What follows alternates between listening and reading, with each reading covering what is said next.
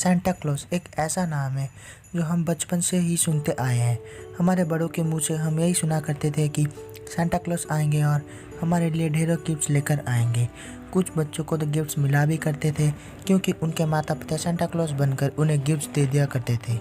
उन्हें लगता था कि गिफ्ट सांता क्लॉज लेकर आया है।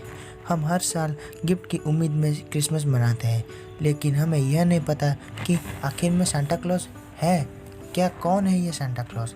तो चलिए जानते हैं कौन है ये सांता क्लॉज। क्रिसमस को लेकर एक लंबा इतिहास रहा है। वैसे तो यदि कैलेंडर में देखा जाए तो हर दिन के बीच एक नया इतिहास है, लेकिन आज हम बात कर रहे हैं क्रिसमस में आने वाले सांता क्लॉज की, जिसे हम सांता क्लॉज के नाम से भी जानते हैं। उसका असली नाम सेंट निकोलस और क्रिस क्रूंगल है। यदि आज की बात की जाए तो सांता क्लॉज एक ऐसी छवि है जो लाल सफ़ेद कपड़ों में आता है और उसकी दाढ़ी और बाल लंबे लंबे सफ़ेद रंग के होते हैं और प्यारे प्यारे बच्चों के लिए वो एक बहुत बड़ा बैग लाते हैं जिसमें से बहुत ढेरों गिफ्ट्स होते हैं। लेकिन इसके पीछे एक इतिहास छिपा हुआ है। अब वो क्या है आपको हमारी ये वीडियो देखने के बाद ही पता चलेगा। अगर आप लोगों को हमारा ये वीडियो अच्छा लगेगा तो इस हमारे वीडियो को लाइक कीजिए और अगर चैनल को अब तक सब्सक्राइब नहीं किया है तो चैनल को सब्सक्राइब कर दीजिए।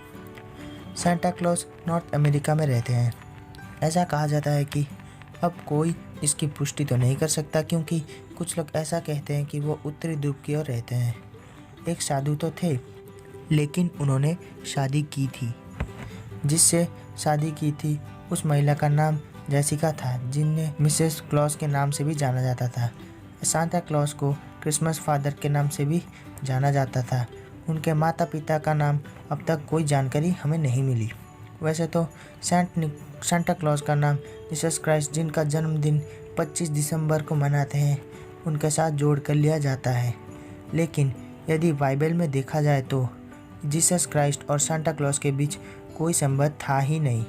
इतिहास के पन्नों में ऐसा बताया जाता है कि संत निकोलस का जन्म 3री शताब्दी में हुआ था और जीसस क्राइस्ट का निधन संत निकोलस के जन्म से 280 साल पहले हो चुका था।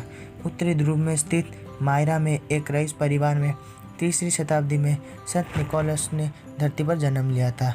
परिवार तो रईस था, लेकिन उसके बावजूद भी अनाथ हो गए। उसके बाद उन्होंने बचपन से ही भगवान यीशु में अपना माता पिता को देखने लगे और उनकी भक्ति करने लगे। वे बड़े हो गए और ईसाई धर्म के पादरी बन गए और बाद में बिशप बन गए। उन्हें आरंभ से ही शौक था कि कुछ ऐसे लोगों की मदद की जाए जो अपनी इच्छाएं स्वयं पूरा नहीं कर सकते, जो गरीब है और अपनी इच्छाएं पूरी करने में असमर्थ है।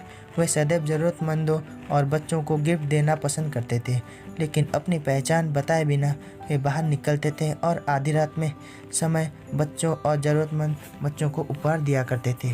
वे नहीं चाहते थे कि उनके पहचान कोई भी देखे या जाने, इसलिए वे बच्चों के सोने के बाद ही घर से बाहर निकलते थे और उन्हें उपहार दिया करते थे। यदि कारण से ही बच्चों को उनके माता पिता जल्दी ही सुला दिया करते थे ताकि उनके पास भी आकर कोई ऐसा व्यक्ति अर्थात सांता क्लॉज उन्हें उपहार दिया करे। संत निकोलस के जन्म कई सारी कहानियाँ ऐसी हैं जो कि चर्चित में आती हैं, जिनमें से एक ऐसी ही मशहूर कहानी है एक गरीब व्यक्ति की जिसका 3 बेटी था। वह व्यक्ति इतना ज़्यादा गरीब था कि अपने बेटियों को 2 वक्त का भोजन देने में असमर्थ रहा। ऐसे में वह उनकी शादियां करने के लिए चिंतित था। वह उनकी शादी कैसे कर पाता? उसके पास खाने के लिए पैसे नहीं थे।